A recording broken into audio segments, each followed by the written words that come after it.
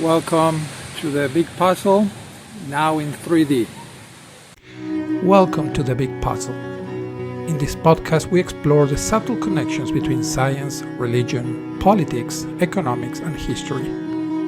One piece at a time, we unveil the big picture of this shared experience that we call life.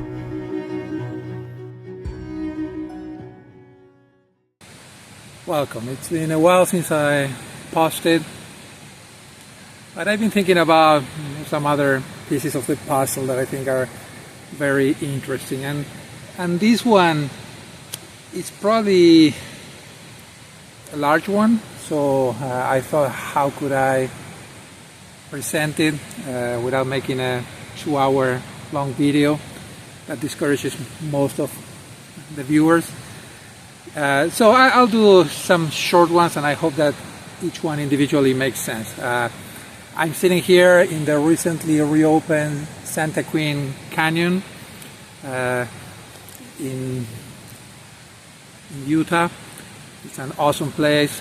Throughout this video I will be probably putting some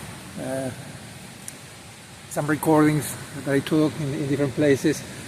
But today I want to talk about something that is called the coastline paradox. And the story behind this is there was this guy whose name was Louis Fry Richardson, an English guy, who had a theory. This was right after World War II, I think it was 1950, and he had the theory that wars started because of the length of the shared borders.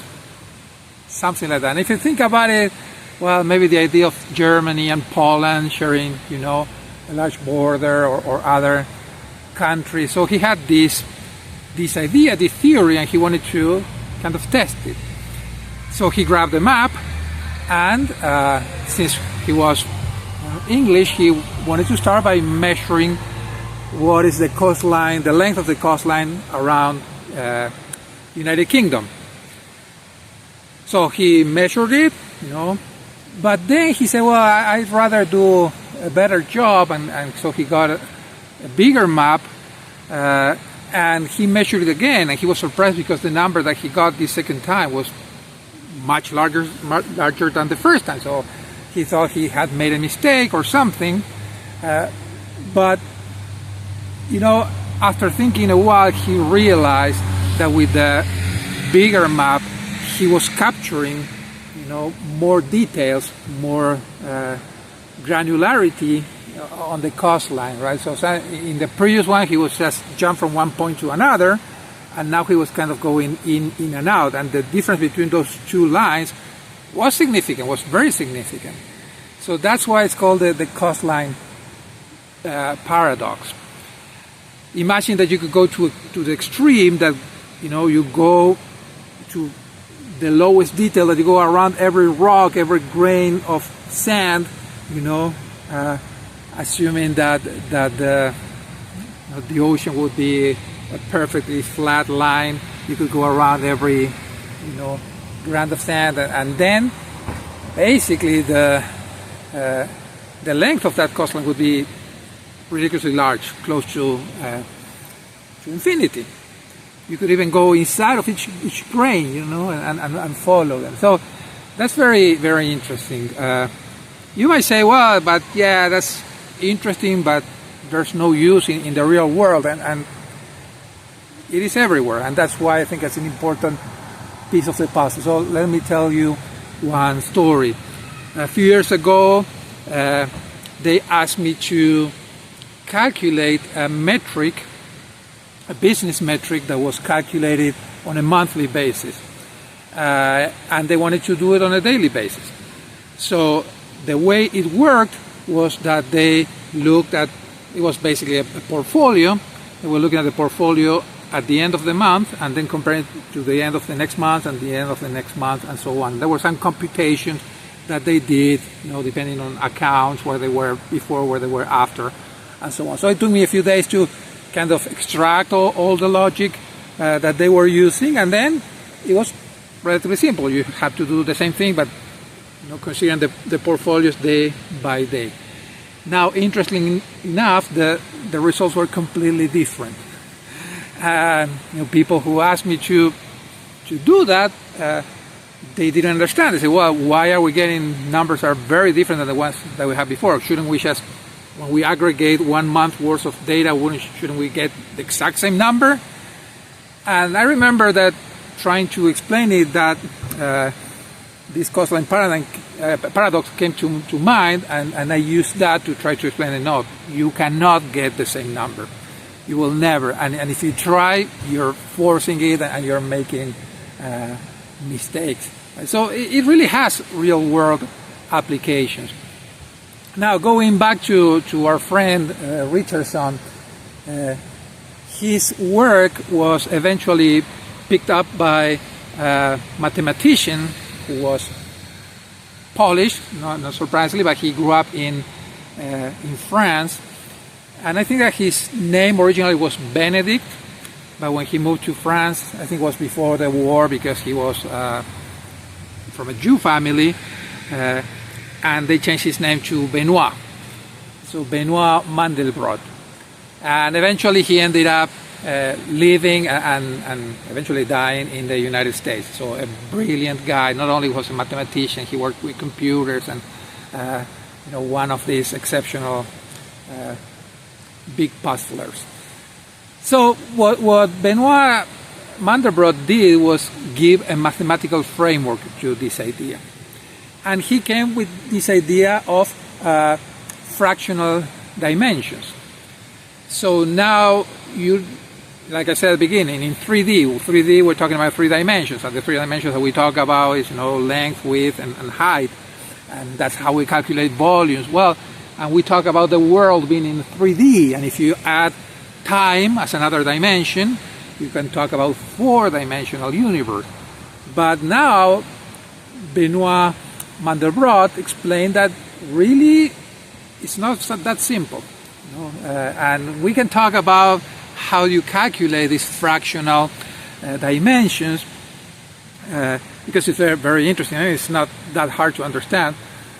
But eventually, the whole field was called fractal geometry. And this was about, I think, 1970, 75 or something like that. If you think about it, you can see that everywhere, right? So, for instance, I have a piece of wood here. And if you look at it from far, well, it really seems to be kind of flat. But the closer you get, you start seeing, the individual grains in the wood, and then you see all the roughness. So this idea of fractals is related to roughness, and it's related to friction. And we could do a whole piece about friction, because friction is both extremely useful. We wouldn't have a universe if we wouldn't have friction, but at the same time it's a problem, especially as an engineer. You're always dealing with friction, mostly in a negative way, because friction turns energy into heat, increasing the entropy on the universe, so you cannot recover it, so you try to avoid friction. Well, we will go there eventually. But let's think about another example. Since we're talking about volume and dimensions, how do you measure a volume?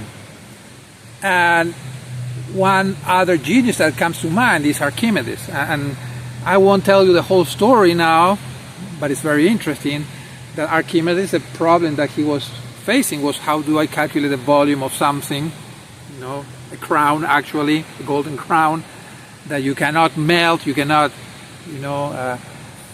and it's so convoluted that you cannot even measure it and calculate it. And well, we know the story. So submerging it into water, first of all, you know how much water is displaced. So let's think that you have a big bucket and you fill it to the brim, right? And then you put the crown inside, and that crown will displace some of the water out. Now you can measure the water more easily. You can put it in a recipient of known dimensions, and you can calculate how much water. Well, that water is equivalent to the volume of the golden crown. And also it affects the weight. That's what Archimedes is mostly famous for, right? But now if we think in fractal terms, well, you're not really measuring the volume. Let's put one example for a big bug that wants to be immortalized here in this video. Let's say that you want to measure your volume, right? So you could do the same thing. You could get a bathtub, fill it with water to the brim, and then you get into the water without shouting eureka, right? That's already done. But if you submerge yourself completely, then the water is displaced, and you can do the same thing like Archimedes did with the crown. What is the problem, though? The problem is that the water has something that is called surface tension. We can go into that branch. It's a long and interesting one, but basically surface tension is something that occurs because water likes water more than air. So molecules of water feel more attracted to molecules of water than molecules of air. So when they're in the limit, the surface between the air and the water, they try to get stuck with the ones that are below them and not with the air. But what ends up happening is that the water won't get, for instance, inside of your pores.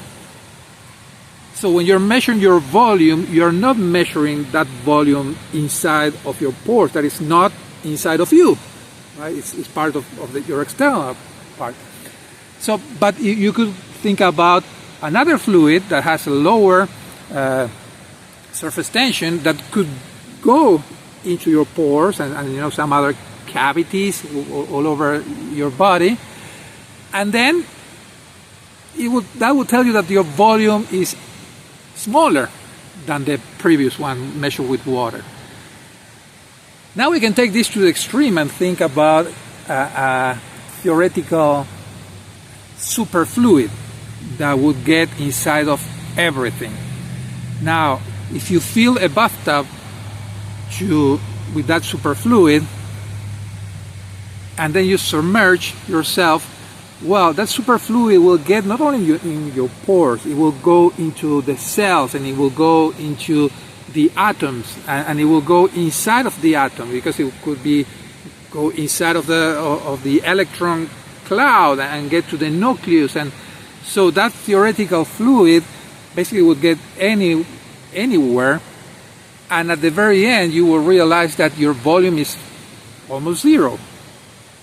So there's a lot of problems with this. First of all is that there's no way to contain that superfluid, right? That bathtub is also made of atoms, and the superfluid will go through those atoms and through the center of the earth and so on, towards the center of the earth and so on. But theoretically, what it's trying to show is that volume is not something that really exists.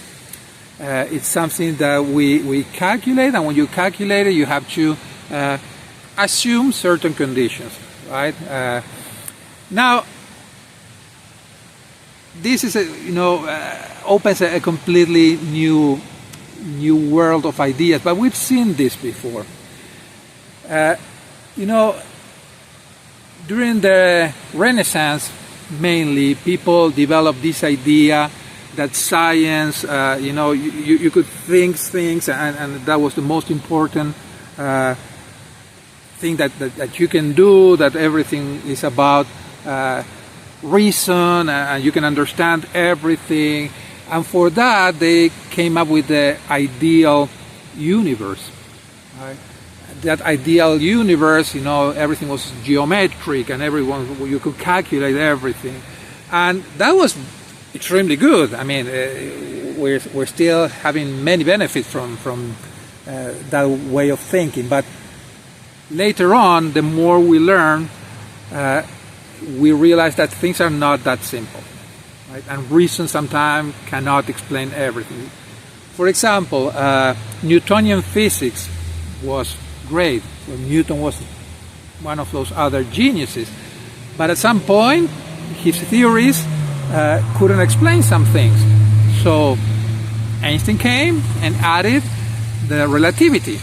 right, to that. So now things are not that simple. You know, that time and space are actually interconnected, and gravity is an expression of the deformation of that continuum of space, and things that we really we can understand, but we cannot really visualize. We cannot internalize. The same thing happened with, you know, classical physics about the atoms and the electrons, like we was talking, and interestingly enough, that the atom looked like a solar system, you know, with the electrons being the planets and the sun or the star being in the nucleus, and you know, you could calculate the velocity that they had to spin, and so on. And then, well, some things couldn't be explained, and somebody came up with the idea of quantum physics, and we already talked about that. But again, quantum physics is one of those other things that make the universe kind of incomprehensible. I don't know what the word is. So fractal geometry brings another of those things. Now you cannot have surfaces that are plane, that are, you know, everything geometric, you can calculate, and you know, now everything is something. And we cannot really understand. To understand it, we need to simplify it. I want to kind of give a glimpse of something I want to talk in the future related to this, but also with fractality came another idea, that is the self-similarity. And the self-similarity, remember I was talking about 2 minutes ago about the sun and the nucleus and how they look alike. Well, we find a lot of those things in the universe. You know, that the things that are similar are completely different scales. But we're going to be talking about that. And also, to complete the shout out to Mandelbrot, you can think about, or you can look what is called the Mandelbrot set. That is also this idea, is based on this idea of things repeating at different scales. Funny enough, they don't repeat exactly, and that's part of the beauty of all of this. Right? So this universe has so many limits to our reason that yeah, we should exercise it, we should try to understand it, but we should also realize that there's some purpose on those limits. There's some purpose for us not being able to understand by reason alone everything that is surrounding us. Well, my wife is there waiting for me with some mates, so I think we're going to be driving down now. But yeah, my invitation, think about the things. Think about if you find some of these concepts in your daily life, and see if they can help you in any way. Well, with that, it's great to see you guys again, and see you in the next one. Bye.